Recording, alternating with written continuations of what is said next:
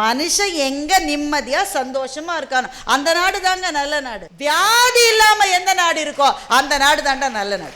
இதை நமக்கு புரியத்துக்கு 2000 வருஷம் இருக்குங்க. இளையராஜா சார் அற்புதமா ஒரு பாட்டு பாட்டார். ராஜராஜ சோழன் நான், என்னை ஆளும் காதல் தேசம். கைத்தட்டல் ஓய்ந்து அடங்கியது. ஜெயமோகன் நிதானமா எல்லாரையும் ஒரு தடவை பார்த்தார். பார்த்துட்டு ஒரு வார்த்தை சொன்னாரு, இந்த வாழ்க்கையில் ஒரு நல்ல உத்தியோகத்தில் அமர்ந்து விட்டோம், அல்லது அரசு பணி அடைஞ்சிட்டோம், அல்லது ஐடி செக்டருக்கு போயிட்டோம். ஒரு வருமானத்தை நாம் ஈட்டிக் கொள்வதற்காக மட்டும்தான் கல்வியை நாம் புரிந்து வைத்திருக்கிறோம். ஒரு நாடு என்ன சிறந்த நாடா இருக்கிறதுக்கு என்னன்னு வள்ளுவர்கிட்ட போய் கேட்டாங்க. அவர் வாழ்ந்த காலத்தில் யோசிச்சு பாருங்களேன், என்ன சொல்லி இருக்கணும். இப்ப கூட ஏன் we call US as the most thriving country ன்னு ஏன் சொல்றேன்? ஏன் எல்லா பிள்ளையும் அங்கே போகணும்னு ஆசைப்படுது? ஏன்? துட்டு அங்கதான் நல்லா இருக்கு, டாலரோட வேல்யூ அவ்வளோ சிறப்பாக இருக்கு. அப்போ நீங்கள் என்ன சொல்லுவீங்க? எதுங்க நல்ல கண்ட்ரி? எந்த கண்ட்ரியில் காசு இருக்கோ நல்ல கண்ட்ரி சொல்லுவீங்களா மாட்டீங்களா? சில பேர் சொல்லுவாங்க காசு முக்கியம் இல்லைங்க, நல்ல விளைச்சல் இருக்கணும், விவசாயம் நல்லா இருந்தால் நாடு நல்லா இருக்கும். சில பேர் சொல்லுவாங்க. சில பேர் சொல்லுவாங்க அதெல்லாம் முக்கியம் இல்லைங்க, மனுஷன் எங்க நிம்மதியா சந்தோஷமா இருக்கானோ அந்த நாடு தாங்க நல்ல நாடு. சில பேர் சொல்லுவாங்களா மாட்டாங்க. சில பேர் காசும்மா, சில பேர் விவசாயம்மா, சில பேர் மகிழ்ச்சிமா. வள்ளுவர் இந்த மூன்றையும் சொல்லுகிறார். ஆனால் மூன்றையும் பின்னுக்கு தள்ளிவிட்டு வேறு ஒன்றை முதலில் சொல்லுகிறார். பிணியின்மை, விளைவு, இன்பம், ஏமம், அணி என்ப நாட்டிற்கு இவ்வைந்து. பிணியின்மை, வியாதி இல்லாம எந்த நாடு இருக்கோ அந்த நாடு தாண்டா நல்ல நாடு. இதை நமக்கு புரியறதுக்கு 2000 வருஷம் இருக்குங்க. கொரோனா வந்த மட்டும் இது நமக்கு புரிஞ்சுதா? என்ன வியாதியா இருந்தானே டாக்டர் பார்த்தா சரியாரு. டாக்டரை வர முடியாத நிலைமையில இருந்தோண்டா. பிணியின்மை, விளைவு, இன்பம், செல்வம், ஏமம், அணி என்ப நாட்டிற்கு இவ்வைந்து. இப்ப நான் சொன்ன எல்லாம் வந்துருச்சா? விளைவு இருக்கு, இன்பம் இருக்கு, செல்வம் இருக்கு, ஏமம்னா காவல், நாடு பாதுகாப்பா இருக்கணும், ஏமம். இந்த 4த்துக்கு முன்னாடி என்ன வச்சாரா? பிணியின்மையை வச்சார். இப்போ வியாதி இல்லாத நாடு தான் நல்ல நாடுன்னு நாம கண்டுபிடிக்கிறதுக்கு நமக்கு 2020-21 வரை நமக்கு டைம் ஆச்சு. ஆனால் 2000 வருஷங்களுக்கு முன்பே வள்ளுவர் இதை சொல்லி இருக்கிறார் என்றால், தஞ்சாவூருக்கு வர்ற போதெல்லாம் எனக்கு ஒரு நிகழ்ச்சி ஞாபகத்துக்கு வரும். நான் ஸ்கூலில் படிச்சுட்டு இருக்கிற போது இளையராஜா சார் அற்புதமாக ஒரு பாட்டு பாட்டார். ராஜராஜ சோழன் நான், என்னை ஆளும் காதல் தேசம். ஜேசுதாசனுடைய குரல். என்னங்க அதை கூட கேட்டது இல்லையா? என்னங்க அநியாயமா இருக்கு உங்க ஊர்ல. கேட்டிருக்கீங்களா இல்லையா? ராஜா பாட்டு கேட்கலன்னா இறங்கிடுவேண்ணா. ராஜராஜ சோழன் நான், இந்த பாட்டு தான் முதல்ல. ஏன்னா அந்த படத்துக்குள்ள எங்க வீட்டில் கூட்டிட்டு போக மாட்டாங்க, அடி விழும். அந்த பாட்டை கேட்டுட்டு நான் என்ன நினைச்சேன், பொன்னியின் செல்வன் படத்தை தான் பாலு மகேந்திரா சார் எடுத்திருக்காரு போல இருக்கு, அதுல ராஜராஜ சோழன் இந்த பாட்டை பாடுறாரு போல இருக்குன்னு சொல்லி அதுக்கப்புறம் டிவியில் வந்தப்புறம் பார்த்தா ராஜராஜ சோழனையும் காணும் ஒன்னையும் காணும். அந்த பாடலை எழுதியவர் கவிஞர் மு. மேத்தா. ஒரு கதாநாயகன் தன்னை சோழனாக நினைத்து கொண்டது போல அந்த கவிஞர் மிக அழகாக எழுதினார். ஆனால் உண்மையிலேயே பொன்னியின் செல்வன் படம் வருவதற்கு நாம் இத்தனை காலங்கள் காத்திருக்க வேண்டி இருந்தது. நீங்கள் எல்லாம் பார்த்துருப்பீங்க, PS1 PS2 ரெண்டும் பார்த்துருப்பீங்க. அதில் ஒரு காட்சி கல்கி எழுதுகிறார். திரைப்படத்தில் அதை வைக்க முடியல, ஏன்னா நீளம் கருதி அதை குறைச்சிருக்கலாம். ஆதித்த கரிகாலன் அந்த கடம்பூர் மாளிகைக்கு போகிறான்ல, போகும்போது உங்களுக்கு என்ன தோணுச்சு? ராஜராஜா போகாதரா கண்ணு, வானாண்டா, அந்த பிசாசு இருக்குடா, உன்னை எதுவும் செஞ்சிருண்டா, உள்ள போகாதரா. நம்ம சொன்னா அவன் கேட்டிருக்க போறதில்ல, ஆனால் நாமே கூட போய் போகாத. ஆதித்த கரிகாலன் மரணத்துக்கு நாம் அத்தனை பேரும் கண்ணீர் வடித்தோம் இல்லையா? விக்ரம் அந்த காட்சியில் எப்படி நடித்திருந்தார், ஐஸ்வர்யா எப்படி நடிச்சிருந்தாங்க, அந்த காட்சியை பற்றி கல்கி எழுதுகிறார்.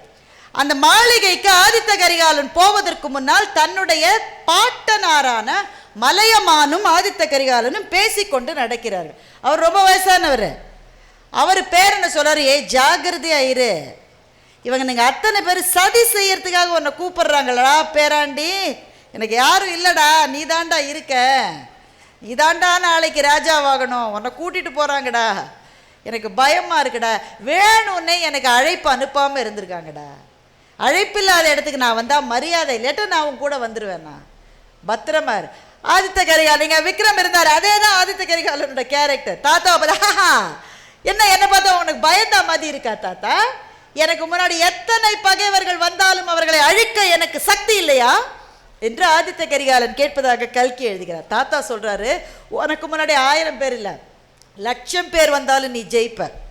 உனக்கு முன்னே வருகிற பகைவர்களை பற்றி எனக்கு பயம் இல்லை கண்ணே, உன்னை தொழுவது போல தொழுது உள்ளே கத்தியோடு காட்சி தருகிறார்களே அவர்களை பார்த்துத்தான் எனக்கு பயம் என்று தாத்தா சொல்லுகின்றார். தொழுவது போல தொழுது அழுவது போல அழுது உன்னை கத்தியால் குத்தப் போகிறவர்கள் உள்ளே இருக்கிறார்கள் என்று தாத்தா சொன்ன பிறகுதான் ஆதித்த கரிகாலன் போய் தன் விதியை சந்தித்தான்.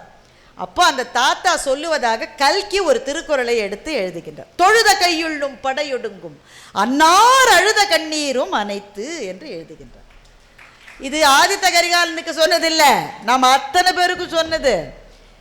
அவன் இருக்கானே, அவன் தான் சார் எனக்கு எனிமி, அவனை மாத்திரம் கண்டு நான் போட்டு தள்ளிட்டேன்னு வை, அப்புறம் எனக்கு ஒரு பிரச்சனை. அவன் பிரச்சனை இல்லை, ஏன்னா அவன் விரோதின்னு உனக்கும் தெரியும் அவனுக்கும் தெரியும். பக்கத்திலேயே சிரிச்ச முகமாக நிற்கிறான்ல, உன்னை கை கூப்பி உங்களை மாதிரி உண்டா சார், சார் நீங்கள் தான் சார் அப்படின்னு சொல்கிறான்ல, அவன்கிட்ட ஜாகிரதையாரு. தொழுத கையுள்ளும் படையொடுங்கும் அன்னார் அழுத கண்ணீரும் அனைத்து. பெருந்தலைவர் காமராஜர் இது செஞ்சிருக்காரு. அவரை சில பேர் ரொம்ப புகழ்ந்தாங்கன்னா அவன் போன பிறகு சொல்லுவார், ஏதோ தப்பு செய்யறான்னு நினைக்கிறேன், விசாரிச்சு பாருப்பார், ரொம்ப புகழ்றான். இப்படி எண்ட்லெஸ்ஸாக நான் சொல்ல முடியும். வாழ்க்கைக்கான எவ்வளோ நான் சொன்னேன்ல, ஊழையும் முப்பக்கம் காண்பர் உலைவிங்கிட்டு தாழாது உயற்றுபவர் யாருக்கு? குழந்தைகளுக்கு. ஆனால் ஒரு வயதை கடந்த பிறகு சில விஷயங்களுக்கு நம்ம போராடுவோம், அது நம்ம கிடைக்காதுங்க. கிடைக்கலன்னு கடவுளை திட்டுவோம். எனக்கு எங்கள் அலுவலகத்தில் ஒரு ப்ரமோஷனுக்காக நான் ரொம்ப முயற்சி பண்ணேன், பயங்கரமாக ட்ரை பண்ணி 7 ரவுண்டு இன்டர்வியூலாம் அட்டென்ட் பண்ணி கிட்டத்தட்ட கிடைக்குன்ற மாதிரி எல்லாரும் சொல்லிட்டாங்க, உனக்கு தான் அது சொல்லுறது தான் இருப்பான்ல ஏகப்பட்ட பேர், உனக்கு தான். எனக்கு கிடைக்கல. நான் உடனே கடவுளை என்னடா என்னை இப்படி பண்ணிட்டேன், எனக்கு முருகன் தான் என்னுடைய மனசில் இருக்கிற ஆள். இப்போ என்னடா இப்படி பண்ணிட்ட முருகா போடா அப்படின்னு நினச்சிக்கிட்டேன். ஒரு 2 மாதத்துக்குள்ளே எனக்கு மிகப்பெரிய உடல்நல பின்னடைவு ஏற்பட்டது, உங்களுக்கெல்லாம் தெரியும். அதிலேருந்து மீண்டு வருகிறவர்கள் சில பேர் தான். ஆனால் அந்த கடவுளின் அருளாலும் உங்களை போன்ற சொந்தங்களினுடைய பிரார்த்தனையாலும் நான் மீண்டு வந்தேன். ஹாஸ்பிட்டலில் வீட்டுக்கு வந்த உடனே எனக்கு என்ன தோணுச்சு தெரியுமா, ஐயோ உயிரோடு இருக்கமே ஜாலி, ப்ரமோஷனை பற்றி ஞாபகமே வரல. கடவுளுக்கு தெரியும் எந்த நேரத்தில் உங்களுக்கு எதை கொடுக்க வேண்டும் என்று கடவுளுக்கு தெரியும். அதைத்தான் வள்ளுவன் வேறு வடிவத்தில் நமக்கு சொன்னான். ஊழிற் பெருவலியா உள மற்றொன்று சூழினும் தான் முந்தூரும். விதியை விட பெருசு எதுவும் கிடையாதுரா. மற்றவன் வந்து உனக்கு பக்கத்தில் பாதுகாப்பா நின்னாலும் விதி தாண்டா ஜெயிக்கும். இப்போ நீங்கள் சொல்ற இந்த ஆள் இப்படி சொல்றாரு அப்படி சொல்றாரு, அரசியல்வாதியா இப்படி சொல்லுவார் அப்படி சொல்லுவாரா என்றால் இல்லை. இது இளைஞர்களுக்கு சொன்னது, இது மாணவர்களுக்கு சொன்னது, இது குழந்தைகளுக்கு சொன்னது. அது வாழ்க்கையின் ஒரு கட்டத்தை தாண்டி விட்டவர்களுக்கு accept, accept, don't fight beyond the point, accept, இதுதான் அப்படின்னு வாழ பழகிட்டா வாழ்க்கை சந்தோஷமான. இருவருக்குமாக வள்ளுவர் சொல்லுகிற நீதிகள் தான் இந்த உலகை ஆளுகின்றன. ரொம்ப வயசானவங்களுக்கு வள்ளுவர் ஏதாவது சொல்லியிருக்காரு. யாதெனின் யாதெனின் நீங்கியான் நோதல் அதனின் அதனின் இளன். பிள்ளைய வளர்த்துட்டல, கட்டி கொடுத்துட்டல, இப்பெல்லாம் என்னை கண்டுக்கவே மாட்டேங்கிறான். கண்டுக்க மாட்டான். அக்செப்ட் பண்ணி எதிலிருந்து விலகுகிறாயோ அதிலிருந்து உனக்கு துன்பம் கிடையாது. யாதெனின் யாதெனின் நீங்கியான் நோதல் அதனின் அதனின் இளன். இந்த குரல்ல இருக்கிற அழக பார்த்தீங்களா? நான் இன்னொரு தடவை சொல்லட்டா? யாதெனின் யாதெனின் நீங்கியான் நோதல் அதனின் அதனின் இளன். 2 உதடுகளும் ஒரு சொல்லுக்கு கூட ஒட்டாத திருக்குறள். ஏன் ஒட்டக்கூடாது? ஒட்டாம இருக்கிறத பத்தி தானே குறள. சரி, அது அந்த பக்குவம் எனக்கு வரலைங்க. நீங்க சொல்லுவீங்க, நீங்க பேசிட்டு இறங்கி போயிடுவீங்க. எனக்கு அந்த பக்குவம் வரலையே. பக்குவம் வரதுக்கு என்ன செய்யணும்னா என்று கேட்டால் வள்ளுவர் பதில் சொல்லுகிறார். பற்றுக பற்றற்றான் பற்றினை அப்பற்றை பற்றுக பற்று விடற்கு. பற்றுக பற்றற்றான் பற்றினை அப்பற்றை பற்றுக பற்று விடற்கு. உனக்கு பற்று போகணும்னா பற்றே இல்லாத அந்த கடவுளை பிடித்துக்கொள், உன்னுடைய பற்று போயிடும். இந்த குறளை நான் சொல்லும்போது கேட்டீங்களா? இன்னொரு தடவை சொல்லட்டா? பற்றுக பற்றற்றான் பற்றினை அப்பற்றை பற்றுக பற்று விடற்கு. 7 சொல்லுக்கு உதடு ஒட்டுகிற திருக்குறள் இது. அப்ப விலகுவதை பற்றி சொல்லுகிற திருக்குறளில் உதடுகள் கூட விலகி இருக்கின்றன.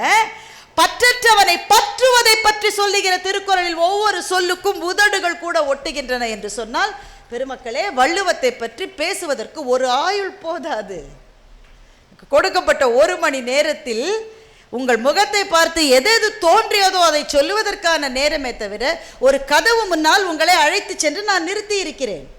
மணிகள் தொங்குகிற அழகான ஒரு கதவு, இந்த மண்ணிலே எழுப்பப்பட்ட கதவு. அதுவரைதான் என்னால் உங்களை கொண்டு செல்ல முடியும். அந்த கதவை திறந்து உள்ளே போய் இந்த திருக்குறள் என்கின்ற நம்முடைய சொத்தை உங்கள் வாழ்க்கைக்காக பயனுள்ளதாக மாற்றிக்கொள்ள வேண்டிய பொறுப்பு உங்களுக்கு இருக்கிறது. திருக்குறள் என்ற முதல் படியிலே காலடி எடுத்து வைத்து விட்டால், மேலே மேலே மேலே என்று நீங்கள் படித்து கொண்டு போனால் வாழ்க்கை இனிமையாகும். ஏனென்றால் இந்த வாழ்க்கையில் எது உண்மையான வெற்றி என்று சொன்னால், வள்ளுவரே சொல்லுகிற எது சந்தோஷம், வள்ளுவரே சொல்ல, செவிக்கு உணவு இல்லாத போது சிறிது வயிற்றுக்கும் ஈயப்படும். இப்போ இதெல்லாம் டூ மச்சர். டீச்சர் கிளாஸ் நடத்துகிறாங்க, பசிக்குது எனக்கு அப்படின்னு பையன் கேட்பான்.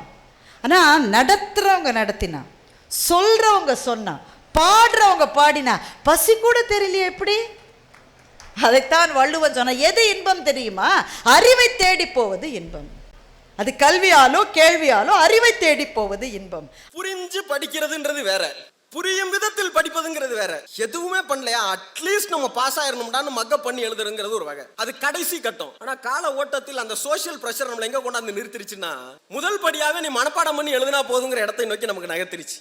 அது ஒரு விந்தை. இந்த கல்வி நம்மள்ட்ட எவ்வளவு தடைகளை தாண்டி நம்ம கையில வந்திருக்கு. இந்த கல்வியை நாம் எப்படி பயன்படுத்த போறோம் என்பதனை தாண்டி இந்த சோசியல் பிரஷர் உங்களை இப்படி தள்ளிடுதுன்னு வச்சுக்கிறீங்களா. இது தலைப்பு சம்பந்தமா இல்ல, ஆனா ஐயா குறிப்பிட்டதனால நான் அப்படி வந்துடுறேன். ஆக அப்படியான ஒரு கல்வியை தான் நாம் எல்லோரும் இன்றைக்கு ஏட்டுச்சுரைக்காய் கறிக்கு உதவாதுன்னு வீட்டுல சொல்லுவாங்க. சார், எல்லாருமே டிகிரி படிச்சிட்டோம், எல்லாருமே டிகிரி வாங்கிட்டோம், ஒரு நல்ல உத்தியோகத்தில் அமர்ந்து விட்டோம், அல்லது அரசு பணி அடைஞ்சிட்டோம், அல்லது ஐடி செக்டாருக்கு போயிட்டோம். ஒரு வருமானத்தை நாம் ஈட்டிக் கொள்வதற்காக மட்டும்தான் கல்வியை நாம் புரிந்து வைத்திருக்கிறோம். ஐயா சொன்னாங்க, 70 வருஷத்துல கல்வி நம்ம கையில வந்து சேர்ந்திருக்கு. முறையாக வந்து சேர்ந்திருக்கா? கல்வியினுடைய நோக்கம் நம்ம கையில முறையா வந்து சேர்ந்திருக்குதா? நாம் அதை புரிந்து கொண்டு இருக்கிறோமா அப்படிங்கிற கேள்வியை முதல்ல உங்க முன்னால் வைக்கிறேன். இது ஒரு அறிவார்ந்த சபை. வேற மேடைகளில் பேசுவதை விட, வேற நிகழ்ச்சிகளில் பேசுவதை விட, இது போன்ற புத்தக கண்காட்சிகளில் பேசுவது என்பது எங்களை போன்ற பேச்சாளர்களுக்கு அலாதி பிரியம். காரணம் என்னவென்றால், உங்கள் சிந்தனையோடு நாங்கள் வாதித்துக் கொண்டே இருப்போம். ஒரு இன்டாக்டா இருக்கும். நீங்களும் நானும் ஒரு மேடையில இருந்து யாரோ ஒருத்தர் பேசுறாரு, நல்ல நகைச்சுவா பேசுறாரு, இல்ல ஏதோ ஒன்று சொல்றாரு, கேட்டுட்டு போனோம்னு இல்லாம உங்கள் சிந்தனையை தூண்டக்கூடிய விதமாக உங்கள் சிந்தனைக்கு நாங்கள் ஒரு கேள்வி வச்சுக்கிட்டே இருக்கோம். நீங்க எங்கள்கிட்ட வேற ஒரு கேள்வி வைப்பீங்க. அப்படியான ஒரு உரையாடலாகத்தான் இதை நான் பார்க்கிறேன். அப்படி இருக்கிற போது டிகிரி ஹோல்டர் அப்படிங்கிற அந்த டிகிரி வாங்குவதற்கு மட்டுமான கல்வி அல்ல கல்வியினுடைய நோக்கம். ஏன் வாசிக்க வேண்டும்? அந்த கேள்வியில இருந்து தான் தொடங்குறேன். அது கேள்வியாவே உங்களுக்கு முன்னாடி வைக்கிறேன். ஏன் படிக்கணும் சார்? படிச்சுட்டேன், வேலைக்கு போயிட்டேன், அதுக்கப்புறம் ஏன் சார் படிக்கணும் அப்படின்னா, எங்களுடைய பேராசிரியர் நாளைக்கு இந்த அரங்கத்திற்கு வர இருக்கக்கூடிய ஐயா ஞானசம்பந்தம் அவர்கள் சொல்லுவாங்க, யார் படிப்பாளி அப்படின்னு கேட்டா, டீ கடையில் வடை வாங்குறீங்க, பஜ்ஜி வாங்குறீங்க அப்படின்னா, அந்த பஜ்ஜி பேப்பர்ல என்ன இருக்குன்னு பஜ்ஜை சாப்பிட்டுட்டு பரட்டி படிக்கிறான்ல, அவன் தான் படிப்பாளிம்பாங்க. இப்போ படிப்புங்கிறது எவ்வளவு இருக்குங்கிறதுக்கு சொல்ல வர்றேன். ஏதோ ஒன்று இருக்கு, ஏதோ ஒரு செய்தி, ஏதோ ஒரு தகவல். அப்போ நீ உன்னை தகவல் வச்சுக்கிட்டே இருக்கணுங்கிறதுக்கு ஐயா சொன்னாரு. முன்னுரை ரொம்ப அழகா சொன்னாங்க. சீரிழமை திறமுயர்ந்து செயல் மறந்து வாழ்த்துதுமேன்னாங்க. இளமையா இருக்கணும்னா ஒண்ணுமே இல்லை, உங்க சிந்தனை ஓட்டத்தை நீங்க புதுப்பிச்சுட்டே இருந்தீங்கன்னா ரொம்ப இளமையா இருப்பீங்க. எதெல்லாம் உங்களை ஒரு இடத்தில் தேக்குதோ அது கன்ஸ்ட்ரக்டட் ஆயிடும். உங்களை ஒரு இடத்தில் தேக்குகிற ஒன்று உங்களுடைய வளர்ச்சிக்கு உதவாது. எங்க அப்பா சொல்லிட்டாரு, எங்க தாத்தா சொல்லிட்டாரு, எங்க தாத்தாவோட தாத்தா சொல்லிட்டாருன்னு நின்னீங்கன்னா உங்களுக்கு வளர்ச்சி இருப்பதற்கான வாய்ப்பு இல்லை. கோவேரி கழுதாம்பாங்க. அந்த கழுதையை முதலாளி இல்லட்டினாலும் அவுத்து விட்டா அது பாட்டுக்கு நேரா ஓரிமண்ணை தூக்கிட்டு ஆற்றங்கரைக்கு போயிடும். யாரும் மேய்க்கணுங்கிற அவசியம் இல்லை. ஒன்ஸ் நீங்க பழக்கப்படுத்திட்டீங்கன்னா போயிடும். நீங்களும் நானும் அப்படியா? நீங்களும் நானும் அப்படியா?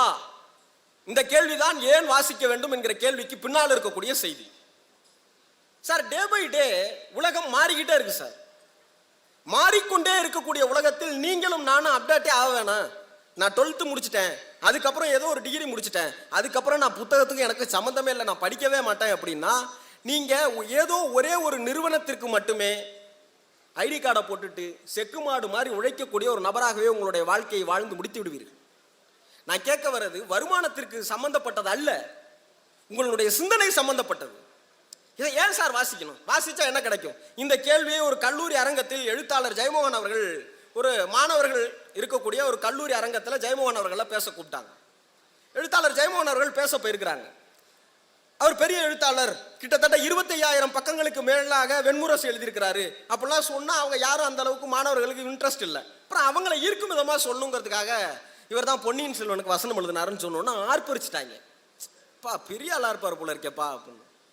அப்படி அவர் இதே மாதிரியான ஒரு உரை அவர் பேசி முடிக்கிறாரு. ஜெயமோகன் பேசி முடிக்கிற போது கொஸ்டின் ஆன்சர் செஷன் வைக்கிறாங்க. அவர் இலக்கியம் ஏன் படிக்கணும்னு சொல்லி முடிக்கிறாரு. சொல்லி முடித்ததுக்கு அப்புறம் அரங்கத்திலிருந்து ஒரு மாணவர் எழுந்திருச்சார். அவர் எழுந்திரிச்சு கேட்ட கேள்வி, சார் நான் ஏன் சார் இலக்கியம் எல்லாம் படிக்கணும், நான் பிஇ படிக்கிறேன், நான் எம்பிபிஎஸ் படிக்கிறேன், ஒரு ஆர்ட்ஸ் அண்ட் சயின்ஸ் ஏதோ ஒரு கோர்ஸ் படிக்கிறேன், எனக்கு வேலை கிடைக்குது, நான் ஏன் சார் தேவையில்லாம இலக்கியம் படிக்கணும், இலக்கியம் படிச்சா எனக்கு சோறு கிடைக்குமான்னு ஒரு கேள்வி கேட்டார். கிட்டத்தட்ட 2000-2500 மாணவர்கள் அரங்கம் நிறைந்திருக்கக்கூடிய அரங்கம் அதை ஆர்ப்பரிச்சுட்டான். நம்ம கேட்க வேண்டிய கேள்வி ஒருத்தன் கேட்டான்டா, சூப்பரா கேட்டான்டா, இத்தனை மணி நேரம் இந்த ஆளு தேவையில்லாம வந்து ஆத்துன்னு ஆத்தி கழுத்தை அறுத்து எதுக்குடா தேவையில்லாம படிச்சுக்கிட்டு, நான் பாட புத்தகத்தே படிக்கல அப்படின்ற மனநிலை அவன் ஆர்ப்பரிச்சுட்டான். கைத்தட்டல் ஓய்ந்து அடங்கியது. ஜெயமோகன் நிதானமா எல்லாரையும் ஒரு தடவை பார்த்தார். பார்த்துட்டு ஒரு வார்த்தை சொன்னாரு, இந்த வாழ்க்கையில் உன்னுடைய இந்த வாழ்க்கையில் உன் உடம்பில் உன் சிந்தனையில் சோற்றால் மட்டுமே நிரப்ப முடியாத ஒரு இடம் இருக்குமே, ஆனால் அதனை இலக்கியம் நிரப்பும்னாரு.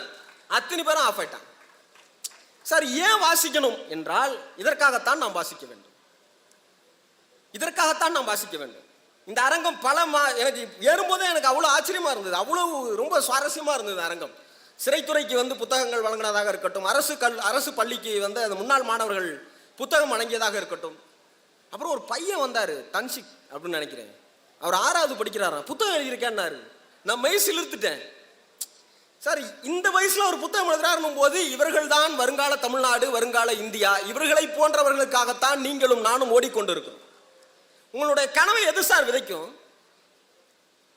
இந்த தேசத்தினுடைய விடுதலைக்காக போராடிய காந்தி வாசித்தார். காந்தி அகிம்சையை கையில் எடுப்பதற்கு 3 புத்தகங்கள் காரணமா இருந்தது. கடையவனும் கடைதேறும் விதம்ன்ற ஒரு புத்தகத்தை அவர் மராத்தியில மொழிபெயர்த்தார், ஒரு ஆங்கில புத்தகம் அது. டால்ஸ்டாயினுடைய புத்தகங்கள் தான் அவர் அகிம்சையை கையில் எடுப்பதற்கு, ஒத்துழையாமை இயக்கத்தை நடத்துவதற்கு காரணமா இருந்தது. புத்தகத்திற்கு பக்கத்திலேயே, புத்தக அறைக்கு பக்கத்திலேயே நான் ஓய்விடத்துக்கு ஒரு இடம் கொடுங்கன்னு கேட்டார் அண்ணல் அம்பேத்கர்.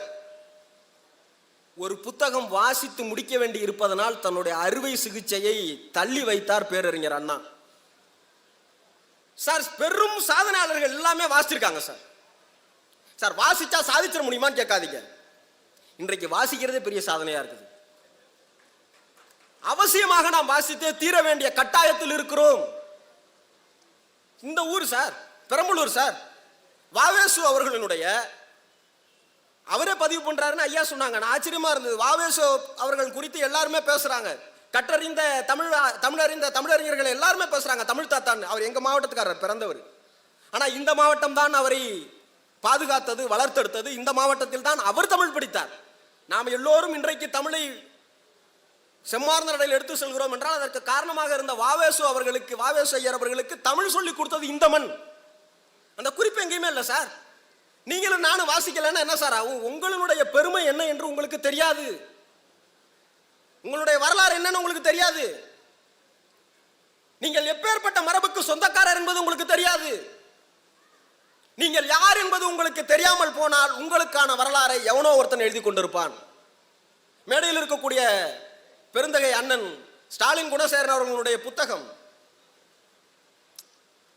விடுதலைக்கு போராடியவர்கள் குறித்தான அந்த புத்தகம் அவசியமாக நீங்கள் வாசிக்கப்பட வேண்டிய ஒரு புத்தகம். அதில் ஒரு சம்பவத்தை அண்ணன் பேசி நானே ரத்த சாட்சியாக நேராக கேட்டு இருக்கிறேன். மதுரை கோயிலில் கொடியேற்றுவதற்காக ஒரு இளைஞர் பட்டாளம் இரவு முழுவதும் தென்னை மரத்தில் ஏறி உட்கார்ந்து கொண்டு, ஏறி கொடியை ஏத்துனா சுற்றுவேன்னு சொல்லிட்டான், பிரிட்டிஷ் பீரியட்.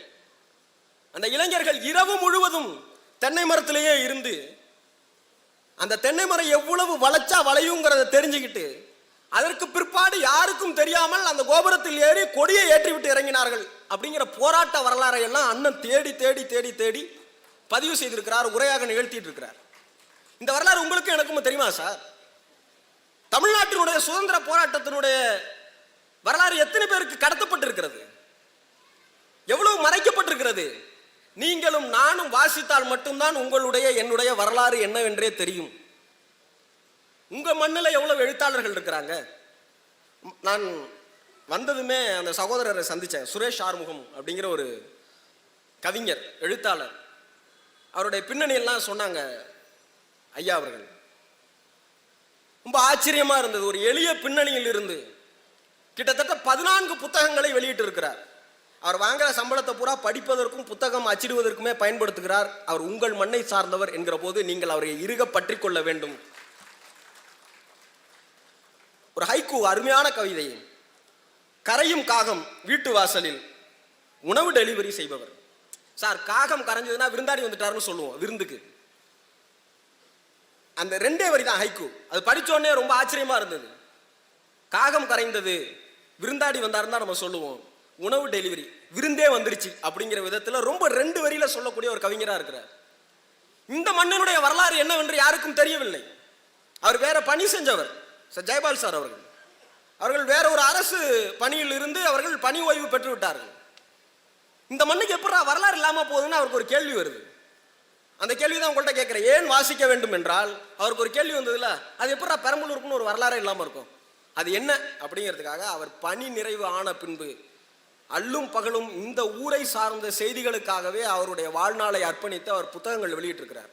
வாவேசு குறித்து அவர் தான் புத்தகங்களை இந்த மண்ணிற்கு திரும்பவும் மீட்டுருவாக்கம் செய்து சொல்லி இருக்கிறார். என்றால் ஏன் வாசிக்கணும் அப்படின்னா, உங்களுடைய வரலாறு உங்களுக்கு தெரிய வேண்டுமே ஆனால் நீங்களும் நானும் வாசித்தே தீர வேண்டும். இது சோசியல் மீடியாவுடைய இராவா இருக்குது. ஒரு 5 நிமிஷத்துல முடிச்சிருக்கேன். சோசியல் மீடியாவுடைய இராவா இருக்குது. நீங்க நல்லா கவனிக்கிறீங்களா? இலக்கியங்கள் வாசிக்கிற போது, ஒரு பெரிய நாவல்கள் வாசிக்கிற போது அந்த கதாபாத்திரங்கள் எல்லாம் கிட்டத்தட்ட புலம்பல்களைத்தான் வெளிப்படுத்தும், ஏதோ ஒரு வழியைத்தான் வெளிப்படுத்தும்.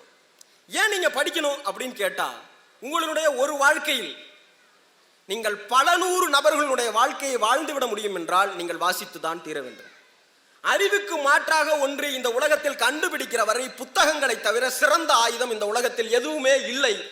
ஆதலால் நீங்கள் வாசித்து தான் தீர வேண்டும். சிறைத்துறை அதிகாரி கூட வந்து அந்த புத்தகங்கள் வாங்கிட்டு போனாங்க. அண்மையில் நான் வாங்கி இப்போ வாசிச்சுட்டு இருக்கக்கூடிய புத்தகம் கிழக்கு பதிப்பகத்தில் இது பண்ணது. ஒரு தூக்கு தண்டனை கைதியினுடைய விவரணை, அதாவது உண்மை நிலவரத்தை அவர் எழுதக்கூடிய 800 பக்கங்கள் இருக்கக்கூடிய அந்த புத்தகம் கிழக்கு பதிப்பகம் வைத்தது. இப்போதான் நான் வாசிக்க தொடங்கி இருக்கிறேன். நான் காவல் அதிகாரியினுடைய மனநிலையும் அனுபவிப்பேன், குற்றவாளியினுடைய மனநிலையும் அனுபவிப்பேன், தள்ளி நின்று வேடிக்கை பார்ப்பவர்களுடைய மனநிலையும் அனுபவிப்பேன் என்றால் எனக்கு 3 சூழல், 3 சிக்கல், 3 பிரச்சனை.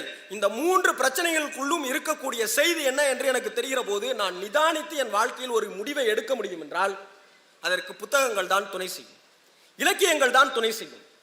ஒரு வாழ்க்கையில் பல 100 மனிதர்களுடைய வாழ்க்கை அனுபவத்தை நீங்கள் பெற முடியும் என்றால் அதற்கு புத்தகங்கள் தான் சிறந்த வழி. என்றால் கிட்டத்தட்ட 62% 65% உங்களுடைய மன அழுத்தம் குறையும்னா நீங்க புத்தகம் வாசிச்சா குறையுன்ற. இப்போ இந்த சோசியல் மீடியா ஏரியால இந்த விளாக்ஸ் பண்ற எல்லாருமே பாத்தீங்கன்னா நம்ம நிறைய பேர் நம்மளை அறியாமலே அதை ஷேர் பண்ணிக்கிட்டு இருப்போம். நம்மள மாதிரியே ஒருத்தன் புலம்புறான்டா, நம்ம நினைச்சதே ஒருத்தன் சொல்லிட்டான்டா, புலம்பல் இருக்கு, ஷேர் பண்றோம். ஏன் ஷேர் பண்றோம்? இது எனக்கு இருக்கு, நான் சொல்லணும்னு நினைக்கிறேன், என்ன மாதிரியே ஒருத்தன் சொல்லிட்டான், அதனால இதை நான் ஷேர் பண்றேன் அப்படிங்கிறதானே அதனுடைய வெளிப்பாடு. புலம்பல் இருக்கிறது, அதற்கு தீர்வு இருக்கிறதா? சார் உங்களை மாதிரி அவன் புலம்புறான் சார், ஷேர் பண்றீங்க சார். உங்களுக்கு இருக்கிற பிரச்சனை அவனுக்கு இருக்கு சார், ஆமா இருக்கு சார், ஷேர் பண்றீங்க சார். அந்த பிரச்சனைக்கான தீர்வு உங்களிடமோ அவனிடமோ இருக்கானா? இல்லை, சரியா? ஆனால் இலக்கியத்திடம் அதற்கான தீர்வு உண்டு. சோசியல் மீடியா தான் இந்த எராவினுடைய மிக வரமும் சாபமும் அதுதான். இந்த சமுதாயம் ரீக்ரியேட் பண்றதுக்கு தயாராக இருக்கிறது. நீங்கள் வாசிக்கவில்லை என்றால் நீங்க ரீக்ரியேட் பண்ணிடலாம், கிரியேட் பண்ண முடியாது. நீங்கள் ரீக்ரியேட் பண்ற இடத்திலிருந்து கிரியேட் பண்ற இடத்துக்கு மாற வேண்டுமே ஆனால் நீங்கள் வாசித்து தான் தீர வேண்டும். வாசிப்பை விட வேற வழி உங்களுக்கு கிடையவே கிடையாது. சங்க இலக்கியங்கள்லேருந்து பல இலக்கியங்கள் உங்களுக்கு அறத்தை வலியுறுத்தி வந்துகிட்டே இருக்குது. முடிச்சல இந்த நாட்டுக்கென்று ஒரு மரபு இருக்கிறது.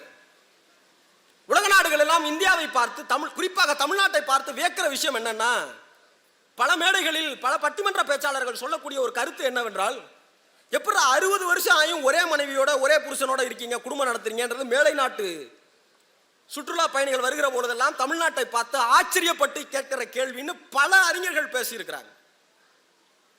நம்மளுடைய சொல்லாடலே என்ன, கல்லானாலும் கணவன் புல்லானாலும் புருஷன்கிறது தான். அது சரி தவறுங்கிறது அடுத்த பட்சம். ஆனால் அந்த மாண்பு இருந்தது. சார் கண்ணகிக்கும் கோவலனை கொன்னுட்டாங்க சார்.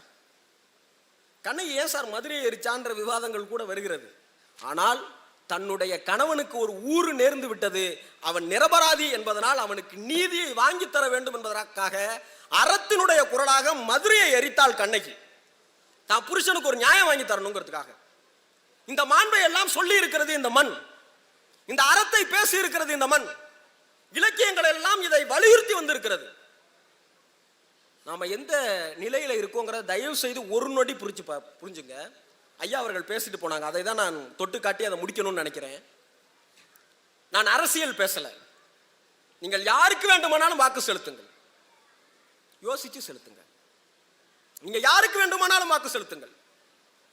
இந்த மண்ணில் சமீப காலமாக ஒரு சில காணொளிகளை நாம பார்க்கிறோமே, கண்ணகி மதுரையை எரித்த இந்த மண்ணில் என் புருஷனை விட எனக்கு இன்னொருத்தனை தான் பிடிக்கும்னு ஒருத்தி சொல்றா சார். என் பெத்த பிள்ளைய விட எனக்கு இன்னொருத்த முக்கியம்னு ஒருத்தி சொல்றா சார். சார் ஓட்டு போடலன்னா நான் விச வச்சிருவேன்னு சொல்றா சார். நீங்களும் நானும் எந்த நிலையில் இருக்கிறோம்? உங்களுக்கும் எனக்கும் விடுக்கப்பட்டிருக்கிற சவால் என்ன? இந்த மண் ஒரு அறத்தை தாங்கி நின்று இருக்கிறதா இல்லையா? இந்த மண்ணிற்கான அறம் இருக்கிறதா இல்லையா? அதை யார் வலியுறுத்த தவறி இருக்கிறார்கள்? யார் வாசிக்க தவறி இருக்கிறார்கள்? யார் அதை எங்கிருந்து எந்த முனையிலிருந்து அதிலிருந்து விலகி போகிறார்கள் என்பதனை மறுபரிசீலனை நீங்களும் நானும் செய்ய வேண்டுமே. ஆனால் வாசித்துத்தான் தீர வேண்டும். எது சரி எது தவறு என்றால் நீங்கள் யோசிக்க வேண்டுமே. ஆனால் வாசித்துத்தான் தீர வேண்டும். எந்தவித முன்னேற்பாட்டோடும் நீங்களா ஒரு அசம்ஷனை பிக்ஸ் பண்ணிக்கிட்டு ஒன்றை வாசிக்க முடியாது. வாசிப்பில் இருக்கக்கூடிய ரொம்ப முக்கியமான நுணுக்கமான விஷயம் அதுதான். எனக்கு தேவையான ஒன்றை மட்டுமே புத்தகம் சொல்லாது, அது என்னோடு வாதிடும், அது என்னை சிந்திக்க தூண்டும். நான் முன்னதாக வைத்திருக்கக்கூடிய என்னுடைய மனநிலைக்கு அது சவால் விடும். இந்த புத்தகத்தை என்னடா இப்படி எழுதியிருக்கான்னு நான் தூக்கி போடுவேன். ஆனா 10 நிமிஷம் கழிச்சு யோசிப்பேன். அந்த நிதானத்தை எனக்கு புத்தகம் தரும், வேற எதுவும் தராது. நான் மெல்ல மெல்ல எங்கே மேம்படுவேன் என்றால் புத்தகத்தின் வாயிலாகத்தான் மேம்பட முடியும் என்பதனால் நீங்கள் புத்தகத்தை வாசித்து தான் ஆக வேண்டும். தமிழ் எங்களுக்கு இப்படி சொல்லிக் கொடுத்திருக்கிறது. எளியவர்களை உதாசீனமும் செய்ய வேண்டாம், பெரியவர்களை வியக்கவும் வேண்டாம் என்று. அப்படியான ஒரு மனநிலையை தமிழ்நாடு அடைய வேண்டிய தேவையும் கட்டாயமும் இன்றைக்கு இருக்கிறது. ஆதலால் நீங்களும் நானும் வாசித்தே தீர வேண்டும். இந்த பதிவை குறித்து உங்களுடைய கருத்துக்கள் வரவேற்கப்படுகின்றன. மறவாது ஐதர்மபுரி சேனலை சப்ஸ்கிரைப் செய்து பாருங்கள். இந்த நாள் இனிய நாளாக அமைய வாழ்த்துகின்றோம்.